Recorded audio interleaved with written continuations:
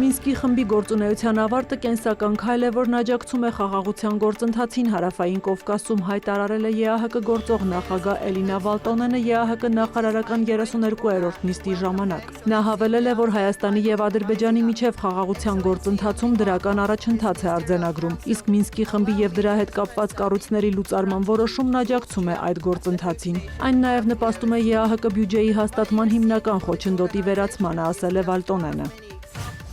Ադրբեջանը եւ Հայաստանը հարաբերությունների ամենախաղաղ շրջանն են ապրում, հայտարարել է Ադրբեջանի արտգործնախարար Ջեյհուն Բայրամովը ելույթ ունենալով Վիեննայում ԵԱՀԿ նախարարական խորհրդի 32-րդ նիստում։ Նրա խոսքով երկկողմ հարաբերությունները գտնվում են առավել հանգիստ եւ կայուն փուլում։ Բայրամովն ընդգծել է Երևանը եւ Բաքուն առաջ են շարժվում իրականացնելով տարբեր քայլեր կառավարական, խորհրդարանական եւ քաղաքացիական հասարակության մակարդակներում տարբեր ձևաչափերով։ Որպես բարի կամքի դրսևորում Ադրբեջանը միակողմանիորեն չեղարկել է Հայաստան ապրանքների տարանցման սահմանափակումները։ Այս նվաճումները հստակ ցույց են տալիս, որ երկկողմ ուղիղ բանակցություններն առաջ շարժվելու լավագույն ուղին են, նշել է նա։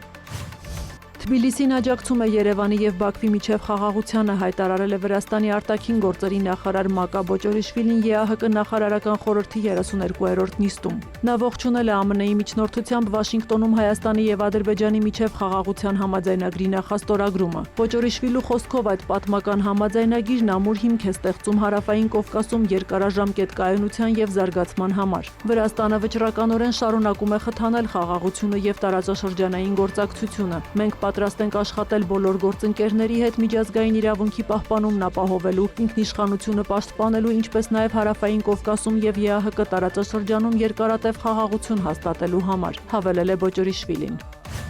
ԵԱՀԿ նիստի շրջանակներում Ադրբեջանի արտգործնախարար Ջեյհուն Բայրամովը հանդիպել է Եվրամիության բարձր ներկայացուցիչ Կայա Կալասի հետ։ Կողմերն անդրադարձել են Ադրբեջան-ԵՄ համագործակցության օրակարգին, նշել բարձր մակարդակի շփումների դրական դինամիկան եւ քննարկել էներգետիկ անվտանգության, տրանսպորտի, առևտրի եւ կանաչ անցման ոլորտներում համագործակցության ընդլայնման հնարավորությունները։ Բայրամովը Կալասին է ներկայացրել տարածաշրջանային գործընթացները եւ Հարավային Կովկասում երկարաժամկետ խաղաղության եւ կայունության ամրապնդմանն ուղղված Ավելի ուշ Կայա Կալասը ԵԱՀԿ նախարարական 32-րդ նիստի ժամանակ իր ելույթում անդրադարձել է Հայաստանի եւ Ադրբեջանի միջև կարգավորման գործընթացին, շեշտել. Եվրամիությունը բոլոր հասանելի միջոցներով կաջակցի խաղաղության հաստատմանը։